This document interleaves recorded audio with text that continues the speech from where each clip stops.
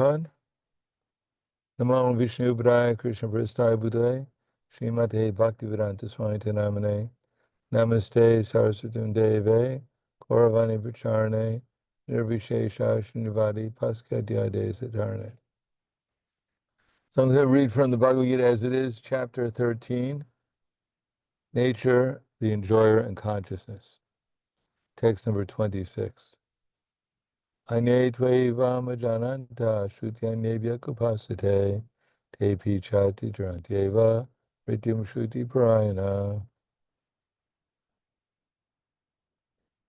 Translation and purport by His Divine Grace, A.C. Bhaktivedanta Swami Srila Prabhupada. Again, there are those who, although not conversed in spiritual knowledge, begin to worship the Supreme Person on hearing about Him from others. Because of their tendency to hear from authorities, they also transcend the path of birth and death. Purport. This verse is particularly applicable to modern society, because in modern society, there's practically no education in spiritual matters. Some of the people appear to be atheistic, or agnostic, or philosophical, but actually there's no knowledge of philosophy. As for the common man, if he's a good soul, then there's a chance for advancement by hearing. This hearing process is very important. Lord Chaitanya, who preached Krishna consciousness in the modern world, gave great stress to hearing, because if the common man simply hears from authoritative sources, he can progress, especially according to Lord Chaitanya. If he hears the transcendental vibration, Hare Krishna, Krishna Krishna, Hare Hare, Hare Rama, Rama Rama, Hare Hare.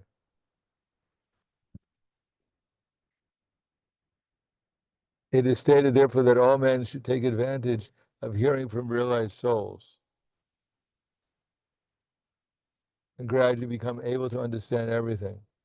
The worship of the Supreme Lord will then undoubtedly take place. Lord Chaitanya said that in this age, no one needs to change his position. One should give up the endeavor to understand the absolute truth by speculative reasoning. One should learn to become the servant of those who are in knowledge of the Supreme Lord. One is fortunate enough to take shelter of a pure devotee, hear from him about self-realization, and follow in his footsteps, one will be gradually elevated to the position of a pure devotee. In this verse, particularly, the process of hearing is strongly recommended, and this is very appropriate. Although the common man is often not as capable as the so-called philosophers, faithful hearing from an authoritative person will help one transcend this material world existence and go back to Godhead, back to home.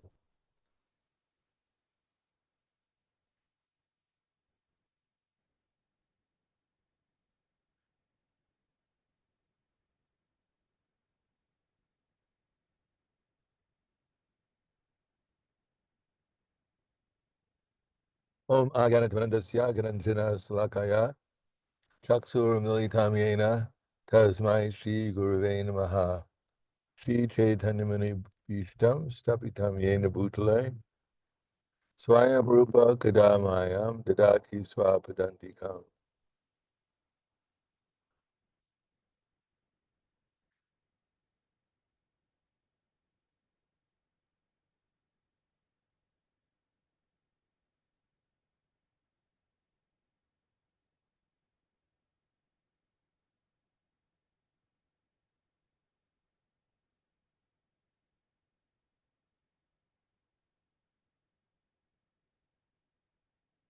Chaitanya Mahaprabhu has also stressed this process of hearing. When Ramananda Roy was speaking to Lord Chaitanya about the process of self-realization in this age, then Lord Chaitanya mentioned many different ideas from the Bhagavad Gita, also from the Vedic literature, beginning with Vanashrama Acharya Vitaha Purushena Pumak Puman. One thing is there much noise in the, can you hear me clearly, or is there noise? What does that mean when you're shaking yes? We can hear you quite clearly, Maharaj, quite clearly. Okay, good. But Chaitanya Mahaprabhu said he didn't reject Varnashram. He said Eko Bahu, that Bahu means here, means that this is external. Chaitanya Mahaprabhu is more interested in the process of what goes beyond liberation than the process of coming to liberation. In other words, whether it's Varnashram or the different aspects of Varnashram, such as sannyas, these are all meant ultimately to realize that we're different from this body and the mind. It's called liberation. As long as we're conditioned by the material energy, we have to have some faith that the goals actually, the first goal being liberated from the material concepts of life, that this is actually a worthy goal to actually pursue. Then after liberation, it becomes clear when one attains the state of nishta and ruchi, asakti, bhava, and prema. It's clear that because of the higher taste, because of actually experiencing transcendental pleasure by following the process of devotional service, that there's no question of engaging in materialistic activities. As Krishna says in the Bhagavad Gita, Vishaya vinivartante dehinam paravartate. The embodied soul may be restricted from sense enjoyment, though the taste for sense objects remains, but ceasing such engagements by experiencing a higher taste, one becomes fixed in consciousness. So as long as we're conditioned, material desires are going to be there to a greater or lesser extent, depending upon what we're associating with at the present time. Liberation, at Nishta, material desires no longer bother one. They may arise, they may come within the mind, but one is not interested in them.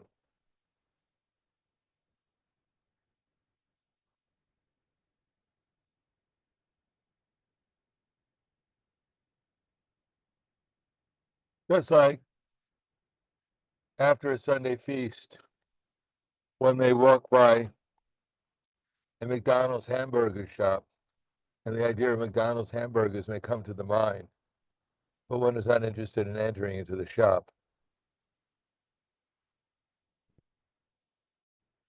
So if one is able to experience some higher taste in Krishna consciousness, then the idea of material existence or material sense gratification does not become so attractive. Now, until then, mental speculation is generally quite, especially even with somewhat free from material desires, still we speculate about them.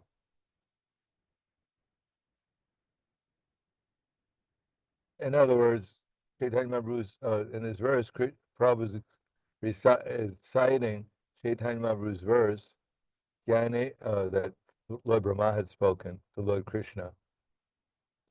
Jnane priyasa mudapastanamanteva Vivanti sanmukaritam bhavadiyavartam stane stita shuddhigatam dhanavang manobhir ye priyasam jita jitoktais trilokyam. Lord Brahma, he explains in his prayers what is the actual process to come to liberation and what is beyond liberation. So when Chaitanya Mahaprabhu heard this, he at once accepted it, that this is the process of becoming Krishna conscious in this age. And the first part of the verse is Jnane Priyasam Udapasta, that one should give up the process of mental speculation. Now, mental speculation is quite normal. because we're always trying to figure out what we want in the material world and what we don't want in the material world.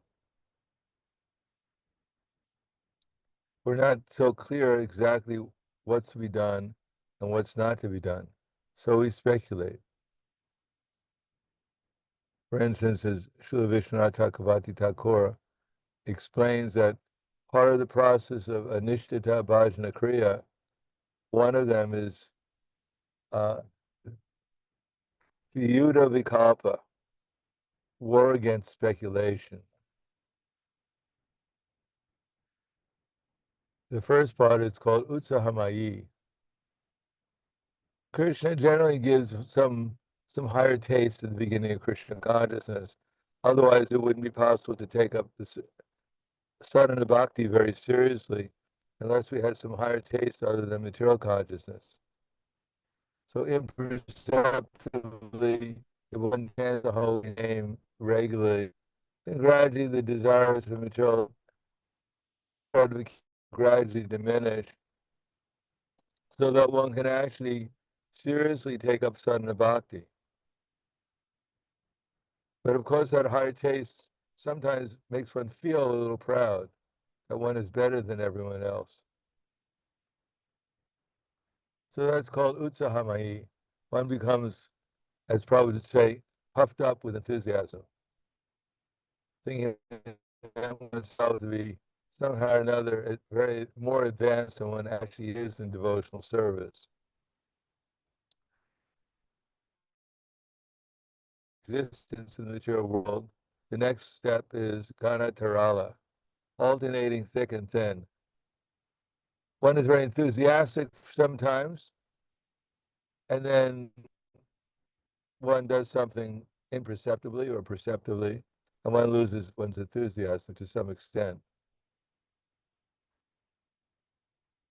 One does very nice service, goes out and distributes many books, comes back to the temple at night and eats too much prasadam, wakes up groggy the next morning, loses one's enthusiasm, trying to figure out where he is and why he's here.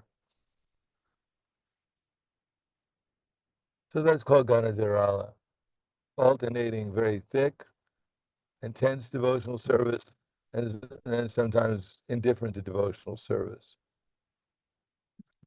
And after that, Vishaya Sangara, war against gratification. Today, well, I'm going to give all material desires and go to the job and make a success of my life. They're very enchanting about Krishna. The next time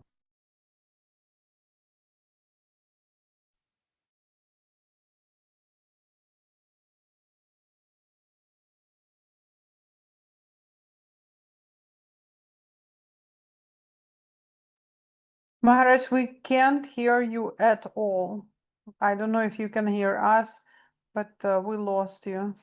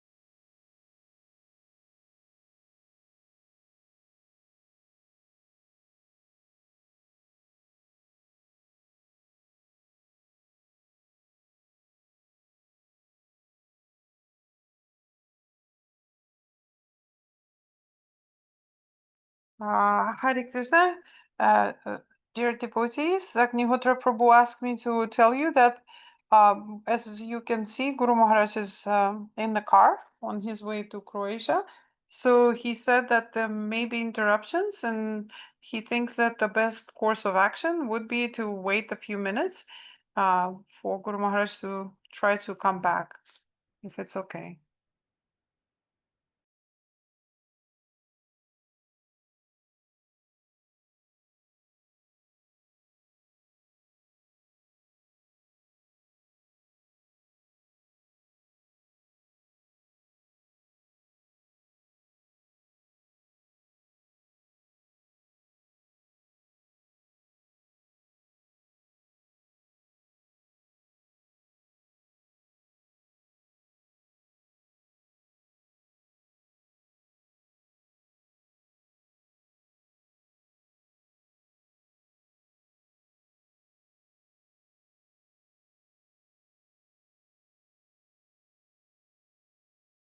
Hare Krishna, can you hear me? Yes, Guru All Maharaj. right. Okay. So let's start where we left off. We were on Ganatala Vishaya Sangara.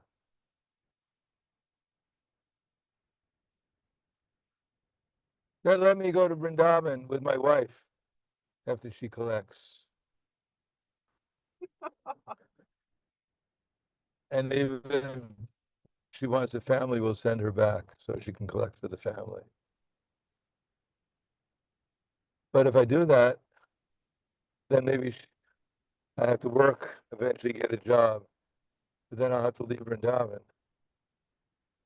So maybe I shouldn't get married. I should just stay here in the temple and just chant 64 rounds a day. So this is called war against sense gratification. One can't decide whether he wants to take sannyas and be renounced, or he wants to get married and start a family. And then if one gets over that, decides, all right, let me just live a normal life, whatever that may be for the person. The next is Viyuta Sankalpa. War, excessive mental speculation. Today I'll fast on Ekadasi and I'll chant 108 rounds. And during the whole time, actually, this I got it mixed up. Anyhow, this is actually that's Vishaya Sangara. Is that today I'm going to chant 108 rounds, fast the whole day, and only think of Krishna. And during the whole time, the one is fasting, one is thinking about prasadam. Then now I'm the only sincere devotee in the temple who's fasting on Ekadasi. The rest are a bunch of sense gratifiers. I'm the only pure devotee. Come here to save the Hare Krishna movement by my purity. And I'm fasting the whole day for the sake of the world. And now there's only 3 hours left before I can finally break the fast, because I'm actually quite hungry. So during the whole fast, one is constantly thinking of prasadam and thinking oneself a great devotee because one is refraining from his desires. And then finally, when it's time to break the fast, he eats twice as much as he normally would do because he thinks he's starving. He was starving himself to death. That's called Vishaya Sangara. And Viyuta Vikalpa is this excessive speculation. Should I renounce the material world, or should I enjoy it? Should I enjoy it a little or renounce it a little? Should I renounce it completely or enjoy it completely? So one is simply thinking, she loves me not. She loves me not. Maybe she doesn't love me. Maybe she would love to get my money or whatever. So this is called excessive speculation. So Chaitanya Mahaprabhu said, Yane priyasa mudapastanamanta eva. One should try to give up the desire, the tendency towards speculation. I know some devotees, they say that they can't chant on japa beads. They can't chant regularly a number of rounds, because as soon as they start chanting, then they start thinking too much. So they think that the chanting is causing them to think too much. But actually, it's just like spring cleaning. During the winter, people sweep the dust underneath the floor, underneath the rug, and the rug accumulates there. And when spring comes, they lift up the rug to clean, and all the dust comes out. So they think that the cleaning is because of the dust. It wouldn't be there. So we think if I didn't chant, my mind wouldn't be so I wouldn't think of. But actually, to some extent, when we start chanting, then we just become aware of how much we're speculating all the time. And then we get disturbed by that. But if one can simply chant and not become disturbed by all the thoughts that are coming through the mind, then one can give up this tendency towards speculation. I know some devotees, like managers, they start chanting their rounds, and then all these ideas come. And they start, instead of listening to the Hare Krishna mantra, they start thinking about all the ideas that are coming. They think, well, this is very good. Now I'm making progress for my service. Or the other thing is that one is chanting, and one is thinking, well, this chanting is quite boring. I should try to think of some pastime or something of Krishna, make it more interesting, the chanting. So that's not a relation, but it's almost like if Krishna walked into the room and you thought, well, here's Krishna, but let me think of some pastime that Krishna had when Krishna is here. Could you imagine if you were married or you had a girlfriend and the girlfriend walks into the room and you just don't pay any attention? You start thinking about the date you had with her last week. It wouldn't be a very nice relationship. If someone walks into the room who's your friend, generally pay attention to them in real time, rather than trying to think of something else that you did with them in the past, or something you might do with them in the future. In other words, attentive chanting means to respect Krishna and for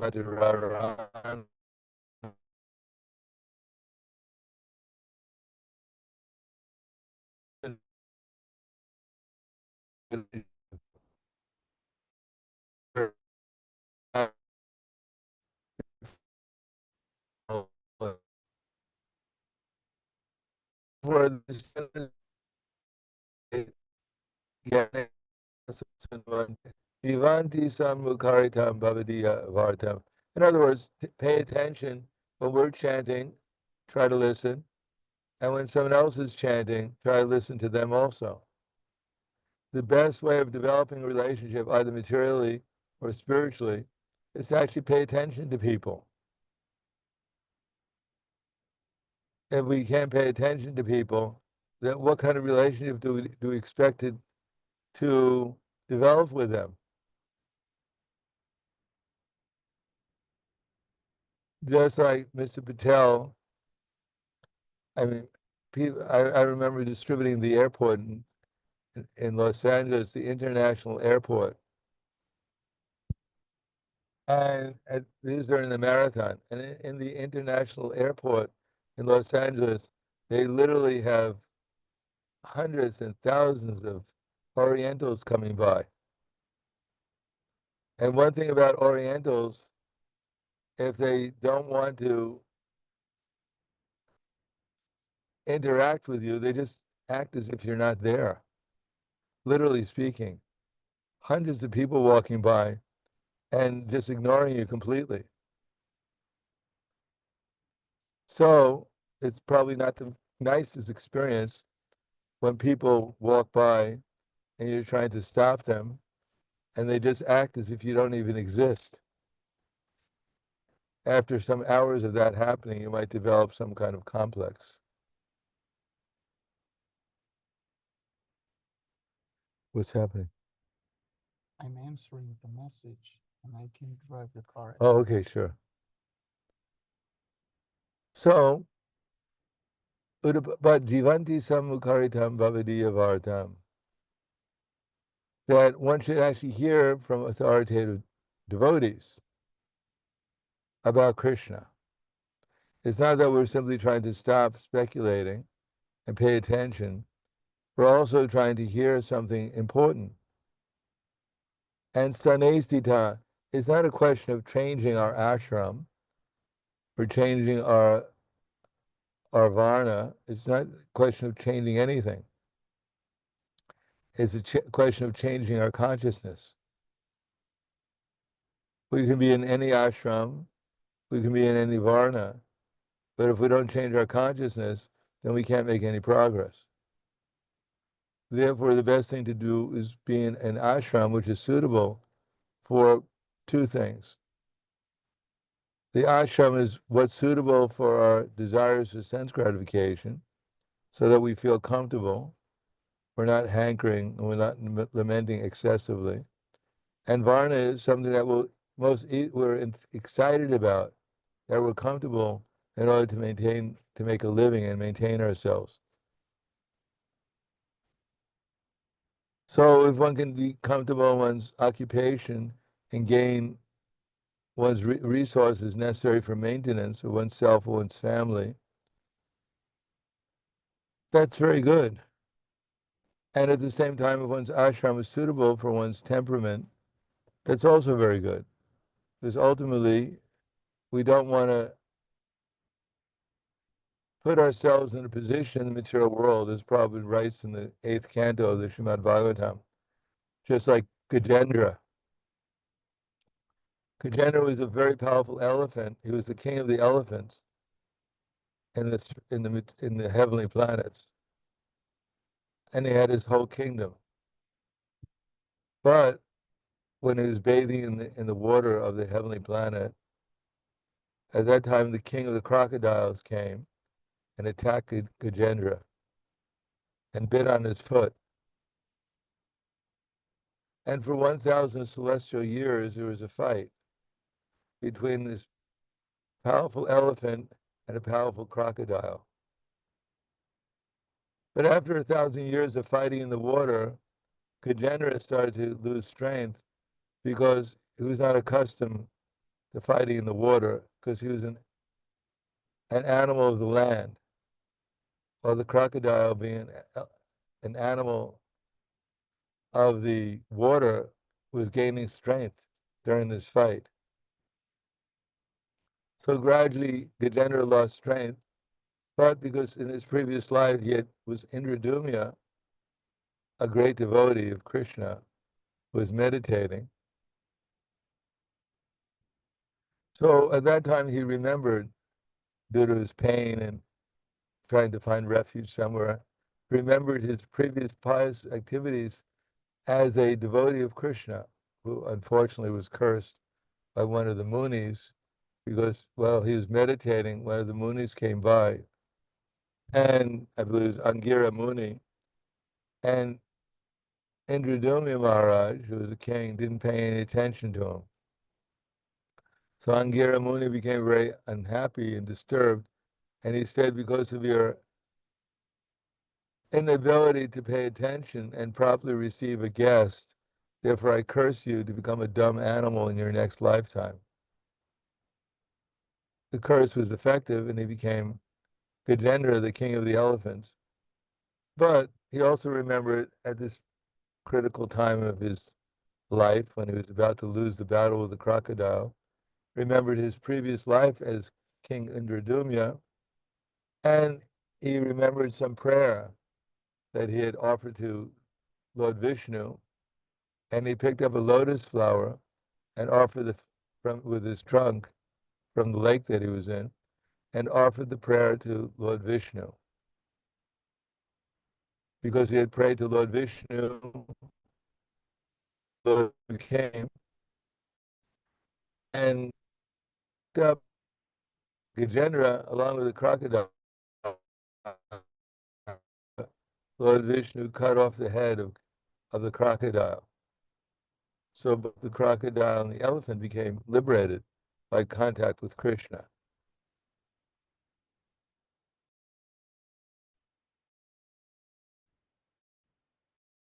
Therefore, in the material existence, when we're struggling for existence, then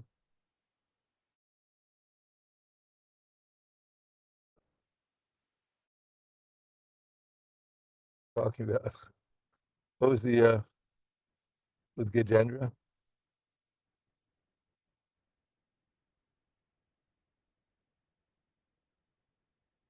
Anyhow, Gajendra,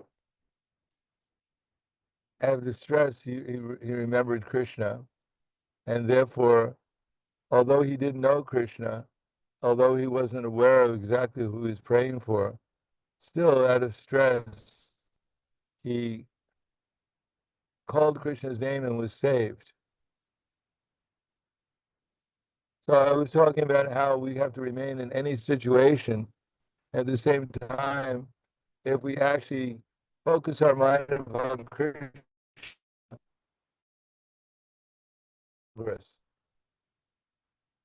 that Gajendra was in a very uncomfortable position, being an animal of the land, was in the water.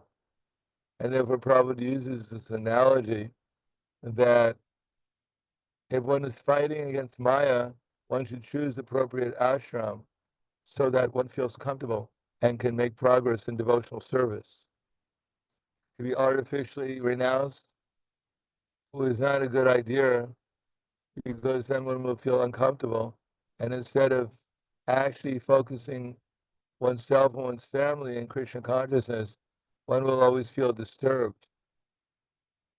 On the other hand, one should not, if one accepts the Grihastha ashram, one should not think that this is an opportunity also for sense gratification.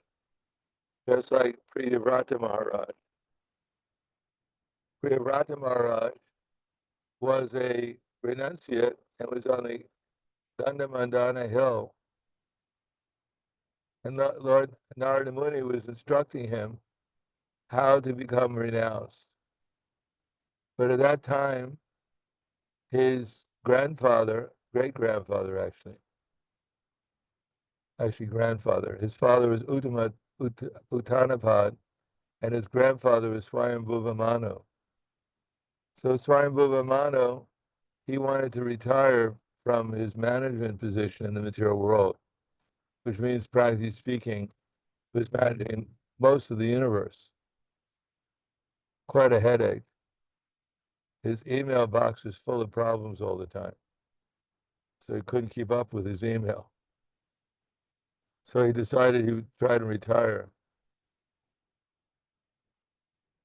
And the only one who was actually eligible to take over his position was Priyavrata Maharaj. But Priyavrata Maharaj was not very much interested in getting involved in such an elaborate management service.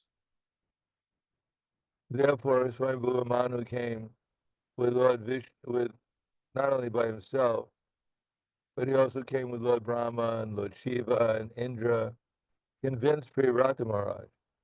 So, okay, Priyavrata Maharaj was being instructed by one of the Mahajans, Narada Muni, in renunciation. But Swayambhuva Manu is also one of the Mahajans. So is Lord Shiva. So many great personalities came. And therefore, Priyavrata Maharaj was convinced that he should take up this service of ruling over the universe. But to take the service of ruling the universe, one has to perform sacrifices, because the universe does not go on due to some construction company or investment company, or it goes on by sacrifice. There's no stock market in the heavenly planets that people invest in to make a profit. The universe is all done by sacrifice. But if you're going to perform a sacrifice as a ruler, you need Lakshmi there also. In other words, kings, when they perform sacrifices, they need their wives to also participate. Otherwise, the sacrifice will be incomplete. Therefore, he had to get married. But when he got married, Priyavrata Maharaj was in the married, but was not entangled. Someone who was married, but acted perfectly as a householder, wife as a householder. She dressed very appropriately, very nicely. She encouraged Priyavrata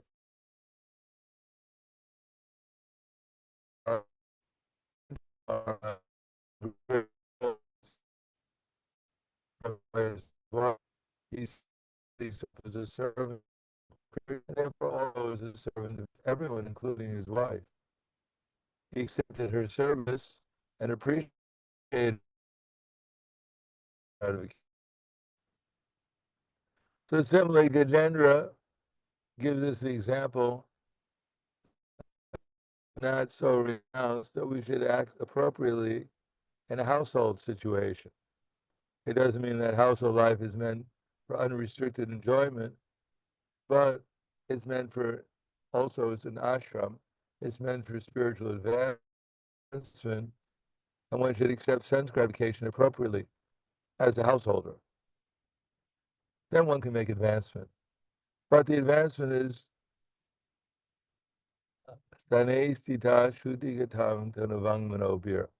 one should remain in whatever situation that one is in, but at the same time, hear about Krishna, hear about especially how to utilize our body, mind, and words in Krishna's service so that we actually become Krishna conscious. There's a way of using the body so that Krishna consciousness becomes natural without artificially trying to think about Krishna, so to speak. We don't have to demand that Krishna come or by our will try to force Krishna into our mind. But if we act appropriately according to our varna and ashram, according to our material situation, and perform sadhana bhakti, and not only sadhana bhakti, but participating in the movement of Chaitanya Mahaprabhu, that we're becoming Krishna conscious also in order to give Krishna consciousness to others. So the more we become Krishna conscious, then the more we should become interested in serving Krishna and Krishna's mission is to help others become Krishna conscious. We just have to remember that whoever we're dealing with, our actual relationship with them is to assist them in their development of Krishna consciousness. As one devotee said to Prabhupada, Prabhupada, how can I become a great devotee? And Prabhupada said, don't try to become a great devotee, just try to become a devotee.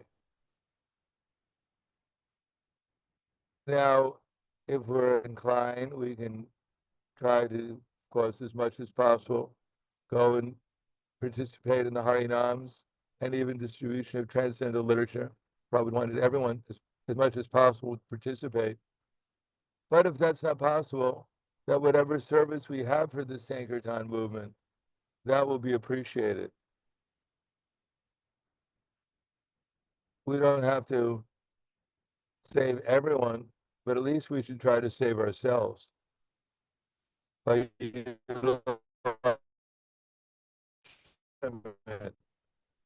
for Chaitanya Mahaprabhu and his mission to help everyone remember their relation with Krishna and make progress towards having a successful life in Krishna consciousness. So here Lord Krishna is telling Arjuna that you may not be a great meditator, you may not be a big renouncer, you may not be detached from all the results of your work, you may not have perfect knowledge.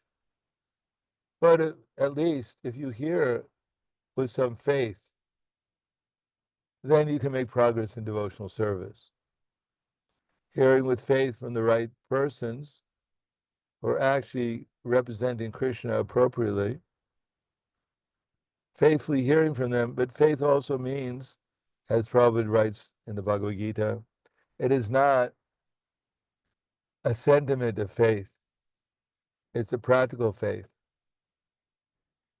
As in the Krishna tells Arjuna, Shadavan Lavate Jnanam Tat Param Savatendriya Jnana Labda Param Shantim Atre Nadigachati.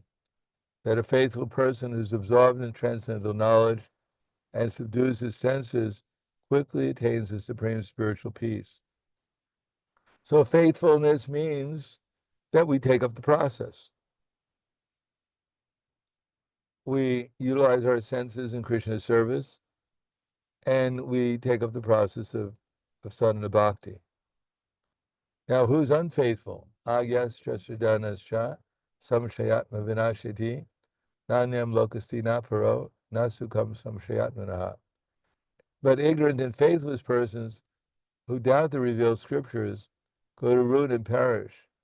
For the doubting soul, there's happiness neither in this world nor in the next.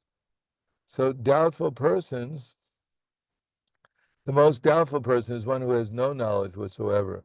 They're called agya. They know nothing about Krishna. So that's the most unfortunate person. Never comes in contact with Krishna. They're not against Krishna because they don't even know he exists.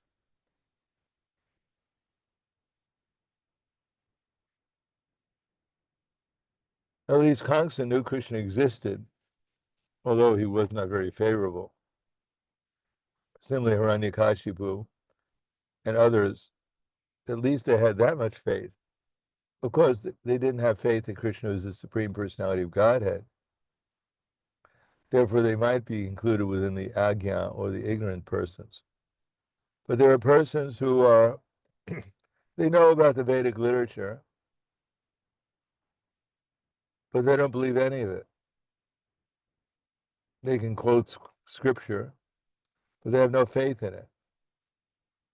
Others who have faith in the scripture and follow it, but they don't believe that Krishna is the Supreme Personality of Godhead.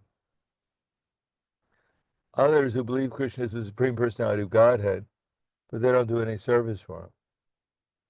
So they're all considered to be faithless persons. So faithful hearing means that we not only hear, but we're hearing with the idea of doing something practical on the basis of what we heard. Because, as I often say, practical would not be possible unless we remember what we heard. For that reason, Srila Vyasadeva compiled the Vedic literature and had it written down so we can go over it again and again. So we can test ourselves and see if after reading something or if after hearing something, if we can remember it. And if we don't remember it, then go back and hear it again until we finally remember it. So it's good to, after a class, take a few minutes and try to remember what we just heard. Otherwise, it might go in one ear and out the other ear. And that will not help us practically apply what we've heard. But if we're fortunate enough to remember something and apply it within our lives, then that means that that's called devotional service. If we are not acting in consciousness of Krishna, then it may not be exactly pure devotional service. Of course, if we're engaged in the temple or under Krishna's authorities, then that is devotional service, because although we may not be conscious of what we're doing, we're still acting as a servant of Krishna under the guidance of his representatives. But in ordinary life, if we're not consciously doing something under the direction of Krishna's authorities and consciously remembering how to do that service, then it may be that our consciousness is not actually making any progress towards Krishna consciousness. Therefore, Prabhupada says, faithful hearing from a recognized devotee and apply it within our lives will help us gradually make advancement on the path of Krishna consciousness, so that gradually we come to the platform of understanding Brahman and how we become more and more guided by Paramatma within our heart, so that gradually Krishna reveals himself and our life becomes perfect. So I'll stop there. Thank you. Any questions? Comments?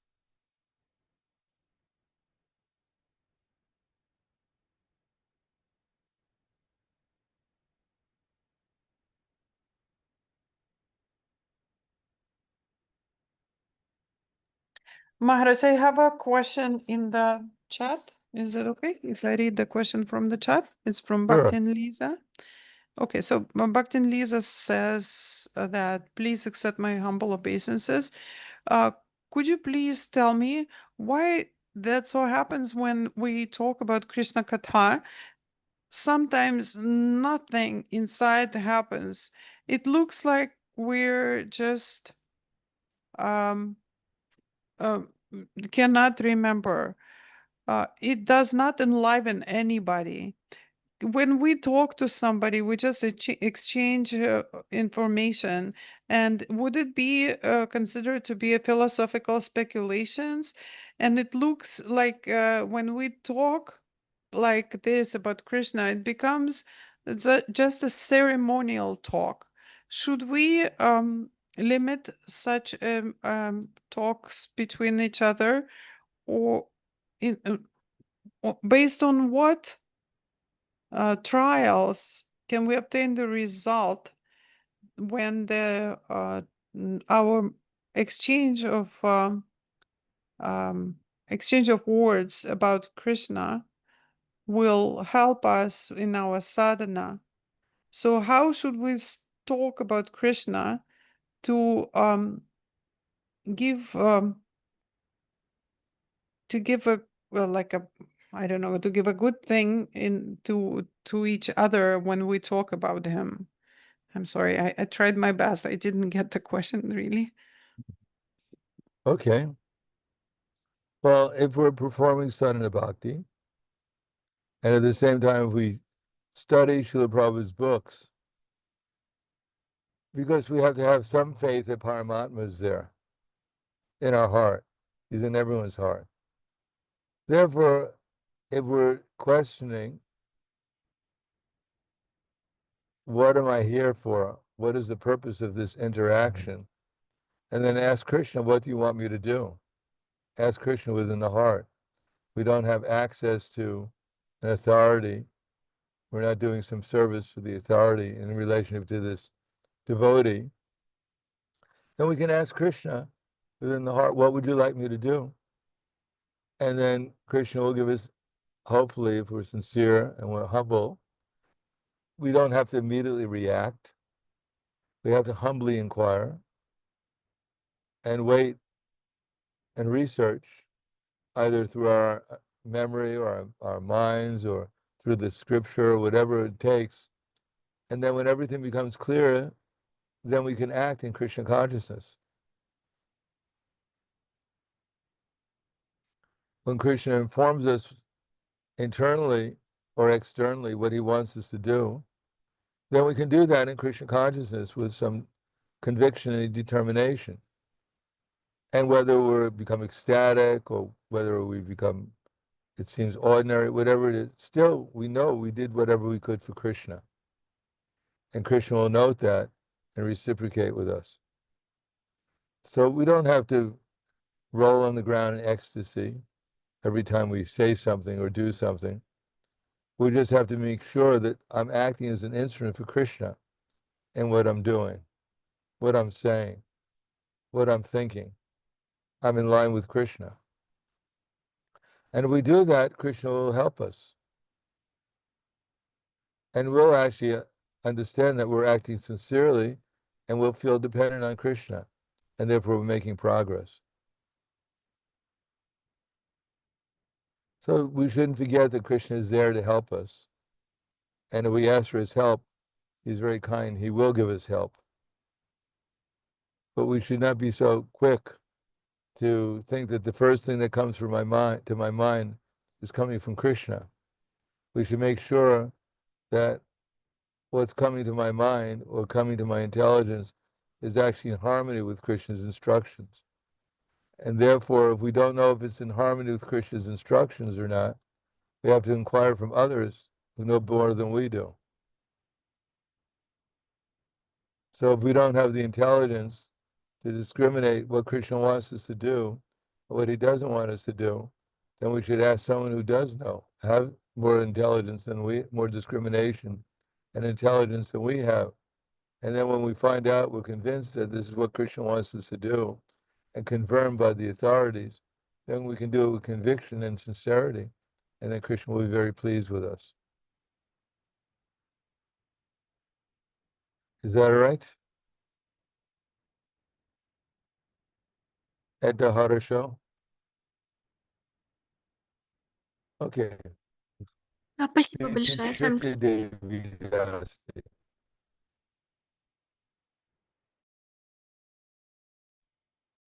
Да, мне можно говорить. Хари Кришна Гурудев, благодарю вас за лекцию. Примите мои поклоны, пожалуйста. А вот скажите, пожалуйста, сейчас ашрам Ванапрастхи существует, и кто его может принимать? Hare Krishna Guru Maharaj, please accept my humble obeisances. And right now, is there existence of the ashram of Vanaprastha, and who can become Vanaprastha? Well, the Torah is mentioned Vanaprastha, as Prabhupada mentions in the Chaitanya Charitamrita. That Srila Bhaktivinoda Thakur recommended that instead of someone, the husband and wife, going to the forest and live with a deer, that it might be better for them to go to a holy place and hear and chant about Krishna, spend time there chanting about Krishna, or travel to the holy places. So there are devotees more or less doing that. They've retired from their life, from the active life of making money, and they spend more time in the holy Dham and hopefully hearing and chanting about Krishna. So that's the kind of vanaprastha which is manifested within our society so far. As far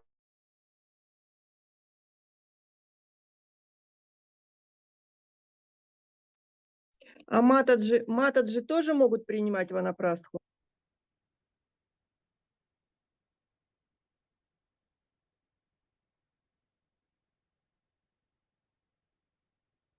Угу.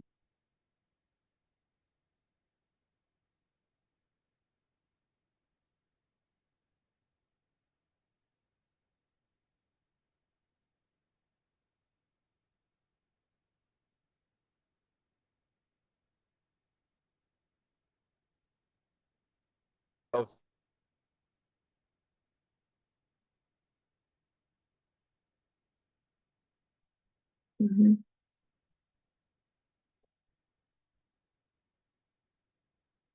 we're back to say goodbye.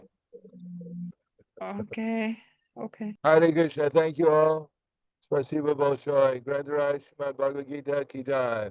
Srila Prabhupada ki jai. Gaur Jai. Premanand. Hari Hari Bol.